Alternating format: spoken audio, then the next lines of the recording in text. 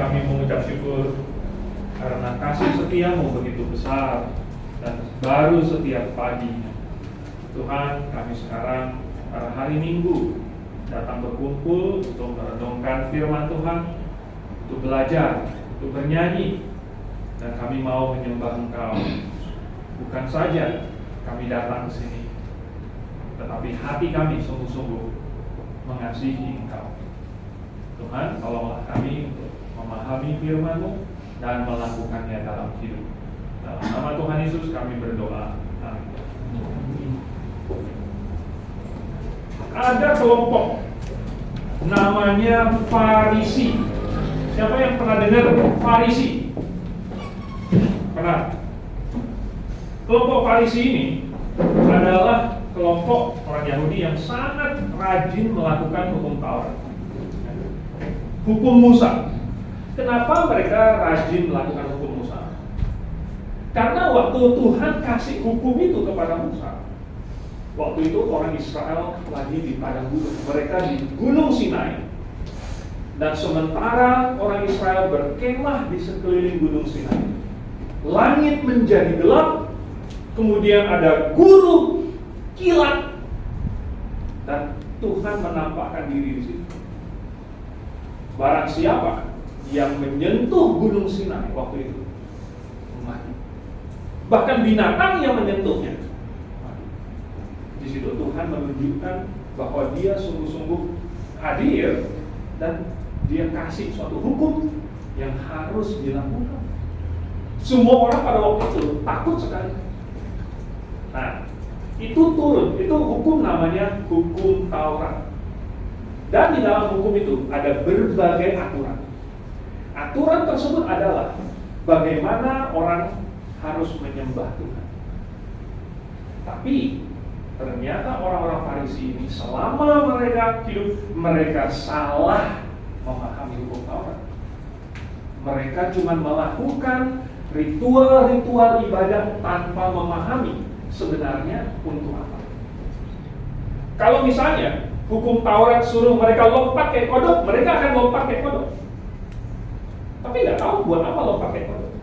Seandainya hukum Taurat suruh mereka untuk diam, nggak boleh ngapa-ngapain pada hari Sabat, mereka kan diam, nggak boleh ngapa-ngapain pada hari Sabat. Tapi mereka nggak tahu kenapa. Seandainya hukum Taurat suruh mereka ada makanan yang boleh, ada makanan yang tidak boleh. Yang boleh namanya halal, yang tidak boleh namanya haram. Maka mereka akan ikuti. Tapi mereka tidak paham kenapa demikian. Nah, jadi suatu saat datanglah Yesus ke dalam bumi. Dan Yesus memahami hukum Taurat. Jadi Yesus melakukan hukum Taurat, tetapi ternyata yang Yesus lakukan dengan yang Farisi lakukan berbeda. Kenapa bisa berbeda? Karena yang Yesus lakukan itu benar-benar hukum Taurat, yang Farisi lakukan itu cuma bagian luar, cuma bagian ritual, bagian jasmani dari hukum Taurat. Nah, orang Farisi senang nggak dengan Yesus? Nggak senang. Karena ketika umat Israel melihat apa yang Yesus lakukan, mereka sadar, oh inilah melakukan hukum Taurat yang sesungguhnya. Lalu ketika mereka berpaling dan melihat ke Farisi, ini melakukan hukum Taurat yang benar. Jadi karena ada Yesus yang benar, membuat Farisi jadi kelihatan nggak benar. Kalau nggak ada Yesus, orang nggak akan tahu yang Farisi lakukan ini benar atau salah. Jadi mendingan kalau gitu nggak boleh ada Yesus lagi. Ini mereka sekarang mulai cari-cari kesalahannya Tuhan Yesus. Jadi sekelompok imam dan Farisi dari Yerusalem, mereka cari Tuhan Yesus. Tuhan Yesus kan keliling-keliling kan. Tuhan Yesus mengajar di mana-mana, di kota Betsaida, di kota Yeriko, di kota Genesaret, di kota mana-mana Tuhan pergi keliling Israel. Lalu datanglah orang-orang Farisi ini, mereka mau menjerat Tuhan Yesus. Dan mereka mau bikin Tuhan Yesus ada salah. Jadi mereka ikuti Tuhan Yesus. Mereka tunggu-tunggu apa yang Yesus lakukan. Kalau ada sedikit saja menyimpang dari hukum Taurat, mereka akan bilang, aha. Jadi mereka lihat Tuhan Yesus. Mereka lihat. Dan Tuhan Yesus itu, dia yang penting adalah mengajar, dia yang penting adalah berbuat baik. Apakah dia peduli dengan orang-orang Farisi itu? Nggak peduli. Nggak peduli ya. Orang Farisi mau mengikuti dia, nggak apa-apa. Malahan Tuhan khotbah supaya orang-orang mewaspadai orang Farisi. Lalu suatu saat udah siang hari, udah saatnya makan. Mungkin udah agak sore. Lalu kemudian Tuhan Yesus mau makan. Orang Farisi menunggu dengan antisipasi. Tuhan Yesus dan murid-muridnya mengambil makanan. Orang Farisi gimana? Orang Farisi juga ikut. Dimakan. Orang Farisi langsung, dapat kesalahan Tuhan Yesus. Menurut hukum Taurat, menurut hukum Taurat tidak boleh makan sebelum cuci tangan. Itu najis. Kalian tahu najis itu apa? Najis itu kotor.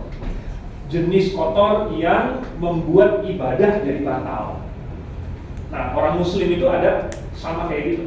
Orang Muslim dia mesti cuci dulu, cuci muka, cuci tangan, cuci kaki, lalu baru kemudian dia sholat.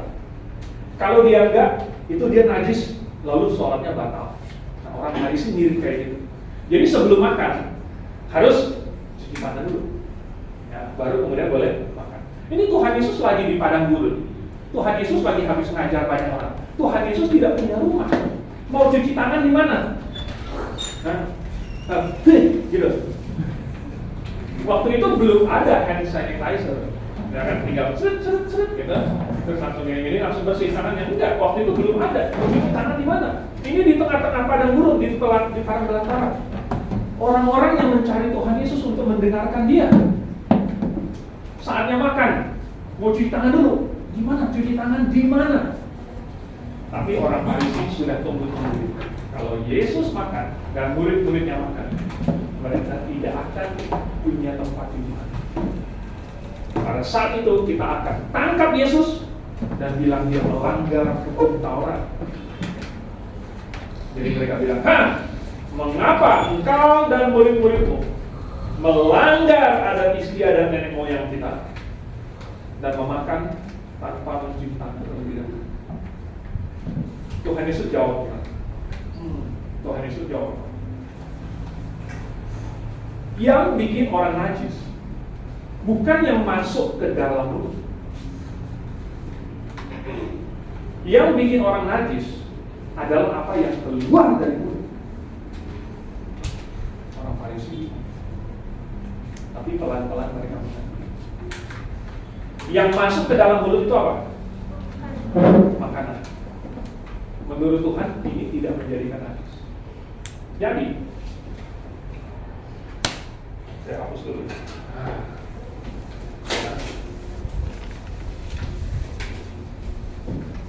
Bagaimana caranya menyembah Tuhan?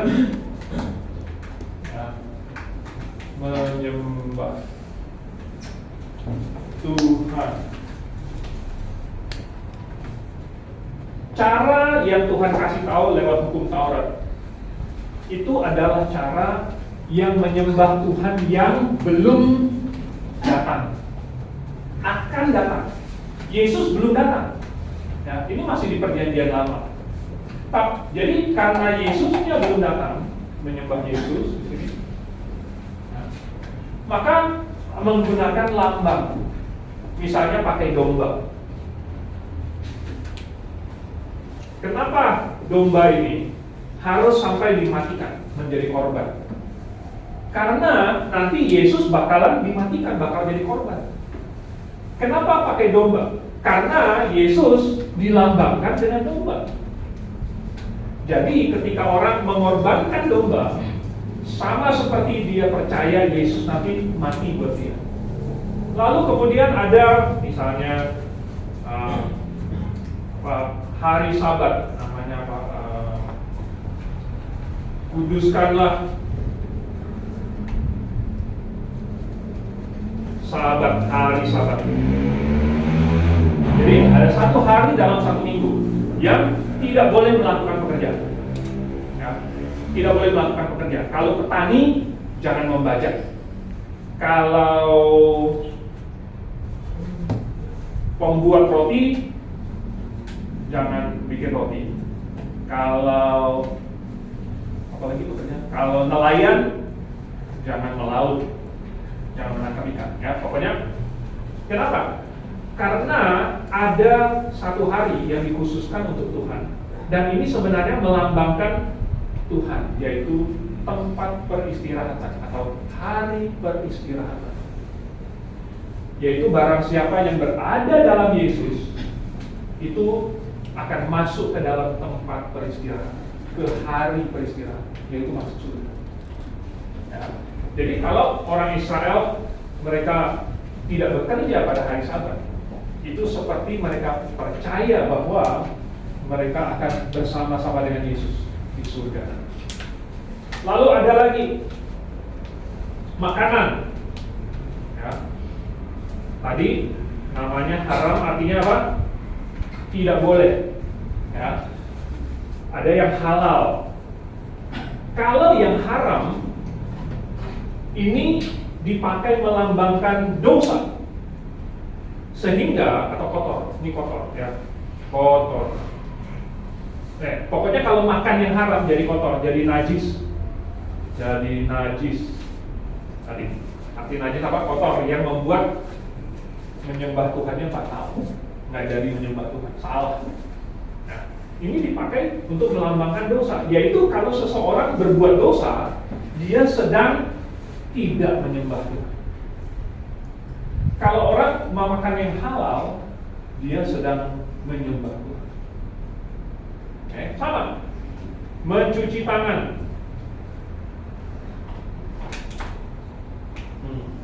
Mencuci tangan ini juga melambangkan ini bersih, ya, bahwa tidak ada dosa.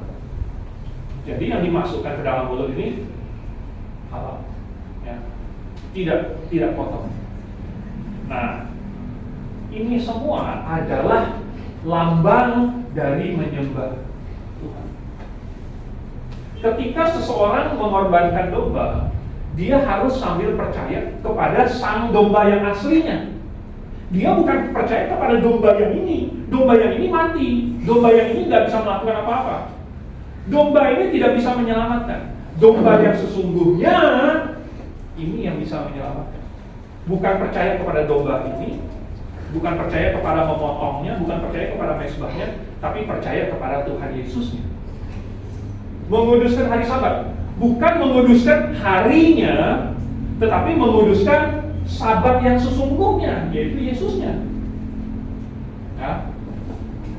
Makan makanan yang halal, bukan berarti roti itu halal, tetapi ini melambangkan Yesus. Yesus bilang, akulah roti hidup. Barang siapa yang memakan aku, dia akan hidup selama-lamanya. Jadi ini semua melambangkan siapa? Yesus. Mencuci tangan, ini melambangkan seseorang dia tidak melakukan dosa. Tapi buat apa? Kalau dia habis bunuh orang, cuci tangan, makan. Apakah itu menyembah Tuhan? Barusan bunuh orang.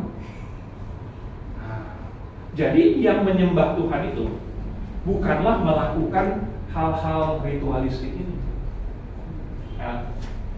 Tapi orang Farisi tidak sadar bahwa ini sebenarnya menyembah Tuhan secara tidak langsung.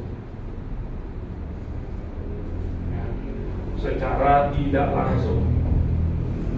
Ini adalah simbolik. Sesudah Tuhan Yesus datang, waktu itu Yohanes Pembaptis yang mengumumkan, maka mulai sekarang menyembah Yesus itu harus langsung. Kalau mau menguduskan hari Sabat, ini hari Sabatnya ada di sini,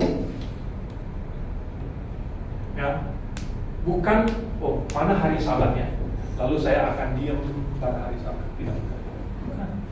Kalau kita mau menguduskan hari Sabat yang sesungguhnya, maka kita akan datang kepada Tuhan Yesus. Datang kepada Tuhan Yesus, lalu kemudian duduk mendengarkan apa yang Yesus ajarkan, lalu melakukan apa yang Yesus katakan. Itulah menguduskan hari Sabat. Kalau kita mau mengorbankan domba, nggak usah lagi domba yang ini mati 1000 kali pun nggak efek. Yesus mati 1 kali, dan itu yang perlu kita terima. Itulah yang menyelamatkan. Makanan, Tuhan Yesus justru bilang pada waktu itu, tidak ada barang yang masuk ke dalam mulut yang bikin orang najis. Ini cuma apa? Lambang doang.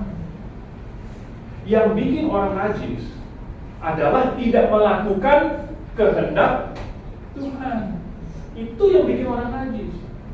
Apa yang bikin orang tahir? Tahir, kebalikan dari najis ya, adalah melakukan kehendak Yesus, kehendak Tuhan. Nah, jadi Tuhan Yesus sekarang sedang mengatakan kepada murid-murid bahwa tidak ada lagi makanan yang haram ataupun halal, dan tidak perlu lagi mencuci tangan untuk melambangkan bersih dari dosa. Bersih ya bersih, nggak usah pakai lambang.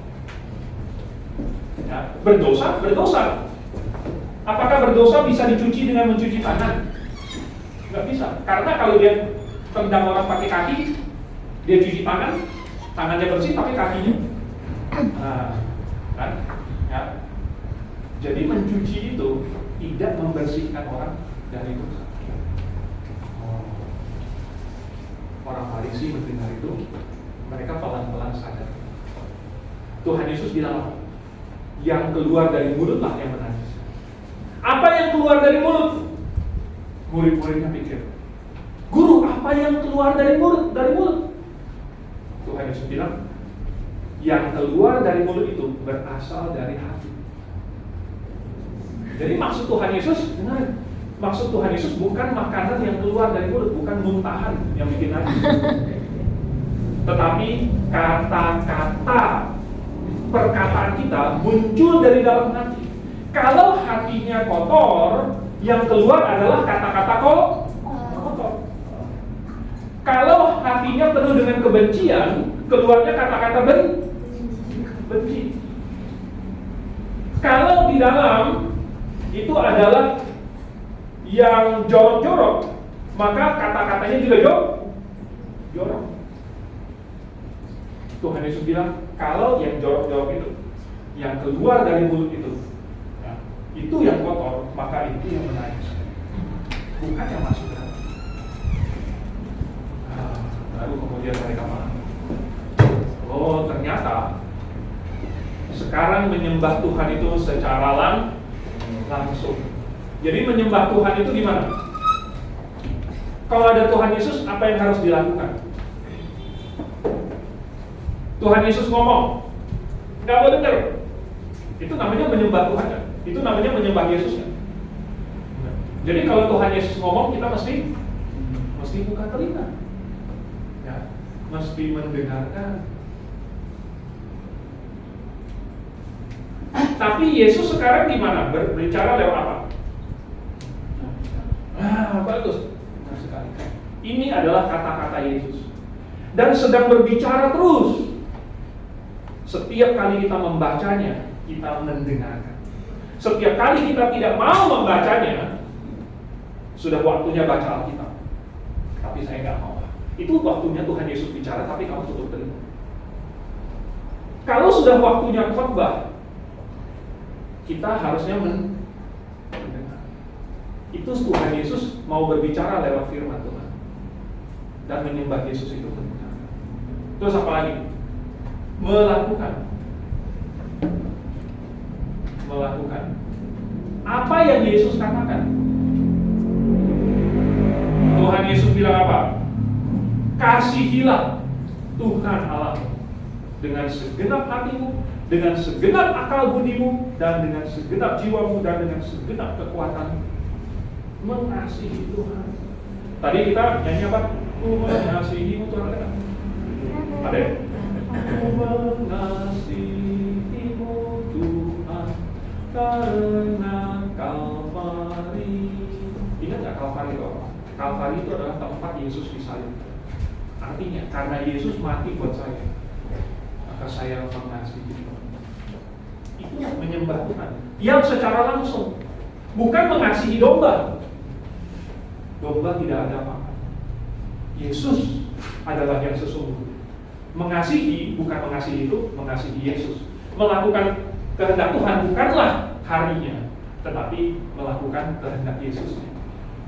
Makan ini bukan, tetapi adalah melakukan perintah-perintah Tuhan. Itu yang benar. Mencuci tangan ini tidak menjaga kita dari dosa. Yang menjaga kita dari dosa adalah kita menghindari larangan-larangan Tuhan. Jadi orang Farisi mau menjebak Tuhan Yesus. Aha, makan tanpa mencuci tangan. Malah Tuhan Yesus yang mengajarkan mereka. Ini sudah lewat. Ini dulu cuma simbolik, dipakai ketika saya belum datang. Tetapi ketika Yesusnya sudah datang, maka semua yang ini sudah berlalu. Hari ini kita, mulai dari saat itu, mulai saat Yohanes Pembaptis mengumumkan kedatangan Mesias, sampai hari ini kita menyembah Tuhan Yesus secara langsung, bukan ke gereja. Ke gereja itu cuma gedung doang, tetapi mendengarkan Tuhan Yesus dan melakukan. Oke, mari kita tundukkan kepala. Bapak di surga, tolong berikan kami hikmat agar kami memahami bahwa yang Kau inginkan bukanlah ritual keagamaan, ibadah keagamaan, dan hal-hal yang sifatnya eksternal, yang luar, yang tampak, melainkan yang Kau inginkan adalah yang di dalam hati. Sikap kami, pikiran-pikiran kami, itulah yang Kau inginkan. Dan kami ingin menunjukkan pikiran kami kepada menyenangkan hati-Mu. Dan itulah yang akan tampak di dalam perbuatan dan kata-kata kami. Biarlah kami belajar untuk mentaati orang tua kami, karena itu perintah. Biarlah kami belajar untuk mengasihi jemaat lokal ini, karena ini tubuh, dan itulah perintah. Tuhan, walaupun kami masih kecil, tapi berikanlah kami hikmat dan juga keberanian untuk melakukan kehendak. Dalam nama Tuhan Yesus.